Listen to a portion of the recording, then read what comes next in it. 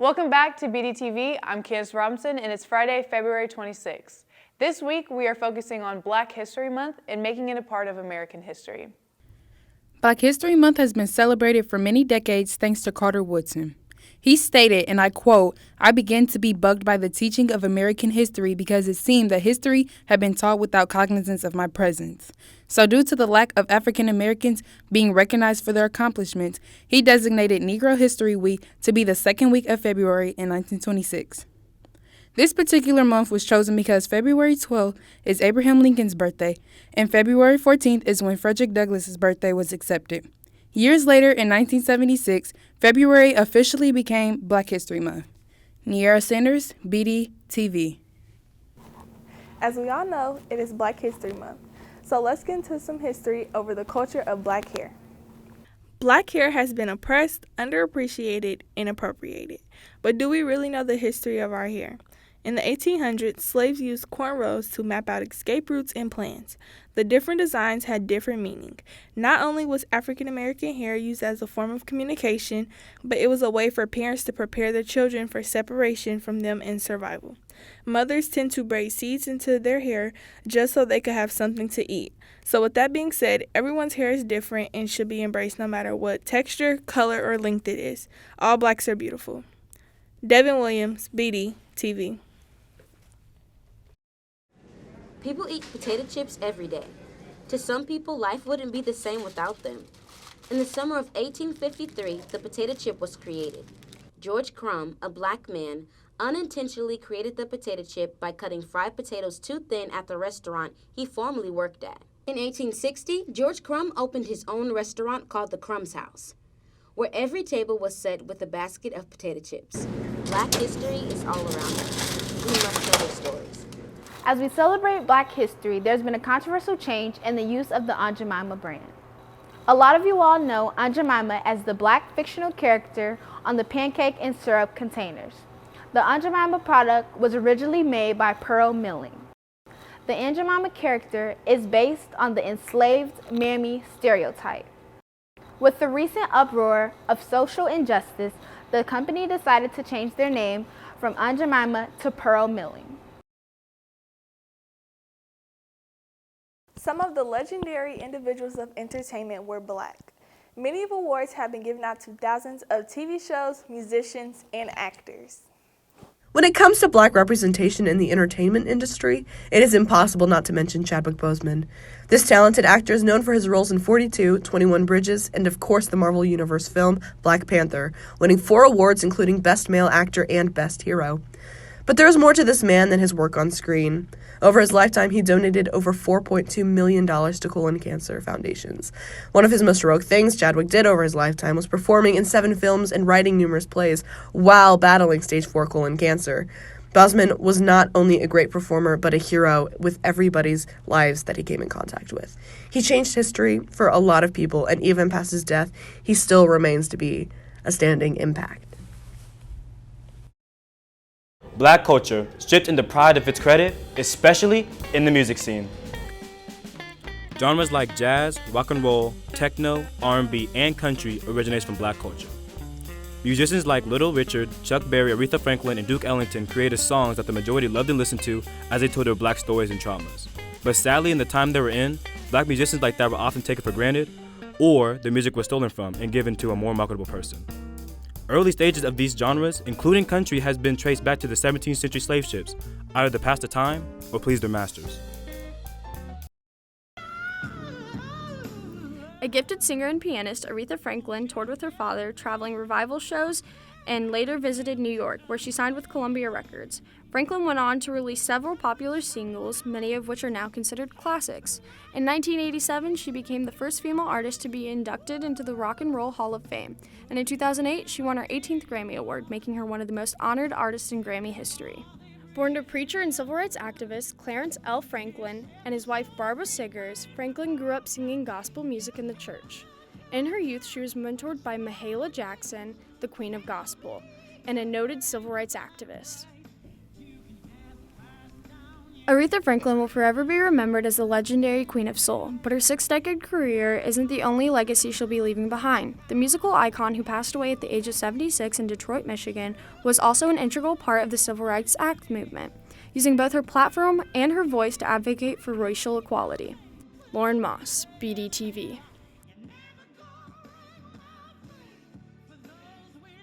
The Grammys is one of the biggest music award shows here in the country. Every year there's an outstanding ceremony with amazing performances. Now that the Grammys are approaching, let's take a look back on some records African American artists have set throughout the year. Did you know Michael Jackson is the very first artist to win 8 Grammys in one night? And also the very first artist to have 12 nominations in one night. Mariah Carey is the youngest artist to receive 4 nominations in the main 4 categories at the Grammys. In 1990, she won Best New Artist. Beyonce is the youngest artist to receive 20 Grammys. Also, her and her husband Jay-Z are the only couple that both individuals have 20 Grammys each. Black artists have not only achieved so many records and goals, they have also made an impact in music for the rest of our lives. Kalini Valerio, BDTV. We've witnessed our first Black president, Barack Obama. Now we are witnessing our first Black female vice president. People of color have been very effective in politics for many years now.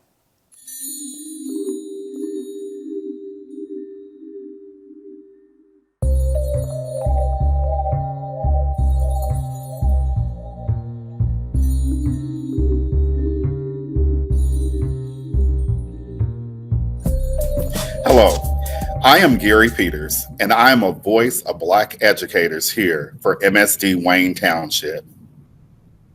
Today, I would like to talk about someone that you should know, Mrs. Katie Hall. Mrs. Katie Hall was born in 1938 in Mount Bayou, Mississippi. Mrs. Katie Hall was educated at the HBCU, Mississippi Valley State University. She also did studies at Indiana University, Bloomington. Mrs. Katie Hall served in the Indiana House of Representatives from 1974 to 1976. In fact, Mrs. Katie Hall also was an Indiana senator from 1976 to 1982. She then went on to the U.S. House of Congress. Ms. Katie Hall served in Congress from 1982 to 1985. Ms. Katie Hall is famous for sponsoring the bill, House Bill 3706. What is that bill, you may ask? That was the bill which designated the third Monday in January as a national or federal holiday, honoring the birth of the Reverend Dr. Martin Luther King Jr. You see, Katie made legislation so that Kamala could lead. Katie Hall, someone you should know.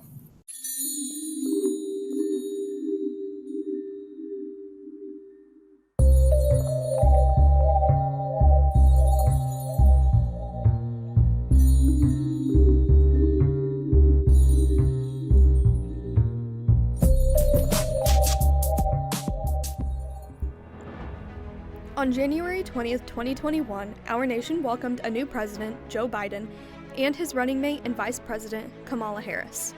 Harris has been paving the way for women and women of color for many years. Kamala is not only the first female vice president of the United States, she is also the first female of color to hold such a high position in our government. Harris has a history in her law career. She attended Howard University in Washington, D.C., and UC Hastings College of Law in San Francisco. She was elected district attorney in San Francisco in 2003, becoming the first Black woman in California to hold this position. She became a U.S. Senate in 2016 and has now run and won the presidential election with Joe Biden and is the first Black female vice president. Harris is an incredible example for women, young and old, Black or white, that you can do anything you set your mind to. Dream with ambition, lead with conviction, and see yourself in a way others might not see you, simply because they've never seen it before.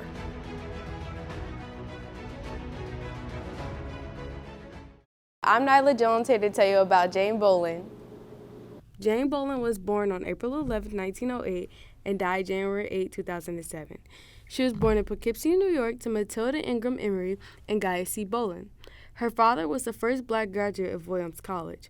At a young age, Jane was fascinated by her father's law work. She attended Wellesley College in 1924 and graduated in 1928. She was one of the only 2 black students in her class. She was discouraged to apply to Yale because of a career advisor told her she didn't have much luck because of her race and gender. However, she persisted. She was the first black woman to earn a law degree from Yale. Jane Bolin was sworn in as a judge of the New York City Domestic Relations Court on July 22, 1939. She worked alongside Eleanor Roosevelt to decrease juvenile crimes among young boys. She received honorary degrees. Jane Bolin offered hope and empowered women and children. Rosa Parks. Many know her as the black activist that refused to move to the back of the bus. But did you know she worked for years on end doing her best not only to better the black community, but she fought for women's rights. It took her sitting down to get people standing up. I remember well these struggles. So my arrest brought about a protest from the people of Montgomery that lasted 381 days. And when we did go back on the bus, we didn't, the Supreme Court had handed down a decision that there would be no more racial segregation in transportation. Jake Sterniak, BDTV. Athletics has given me the opportunity to succeed and has given me the opportunity to further my education. Here's some examples of pioneers that have paved the road for many of us. Jackie Robinson was the first African-American athlete to play Major League Baseball, playing for the Brooklyn Dodgers in 1947 through 1956. Throughout the Major League Baseball world, every year they celebrate Jackie Robinson Day by having every player and every coach from every coaching staff in the organization wear the number 42 to honor Jackie Robinson. Jackie Robinson broke the color barrier when he became an athlete and when he was called up from the Negro Leagues. He became a huge inspiration and a big impact to the baseball world. We all know Michael Jordan as the GOAT of NBA, but recently he's become the first in 50 years black principal owner of a NASCAR team. And if that isn't enough, he has donated $10 million to help build 2 health clinics for those who are uninsured or those that are underinsured in his hometown, Wilmington, North Carolina. Caleb Ferguson, BDTV. The Tampa Bay Buccaneers defeated the Kansas City Chiefs 31-9 to win Super Bowl 55. The Bucs became the first team to ever win the Super Bowl in their own stadium. Tampa Bay also made history in another fashion, as all 4 of their lead assistants are black coaches. This is the first time in NFL history that a team has won the Super Bowl with all of their lead assistants being minorities. The lack of diversity hires among NFL coaches has always been a debated subject. Last week, Buccaneers head coach Bruce Arians said, quote, "The lack of opportunities has made me want to give more opportunities to more people." Arians also had 2 women on this year's coaching staff, as they were the first female coaches to win a Super Bowl. It was truly a historical win for the Buccaneers. Zion Brown, BDTV. Harriet Tubman once said, "Every great dream begins with a dreamer." Always remember that you have the strength, the patience, and the passion to reach for the stars and change the world. And remember, if it's about you and me, it's on BDTV.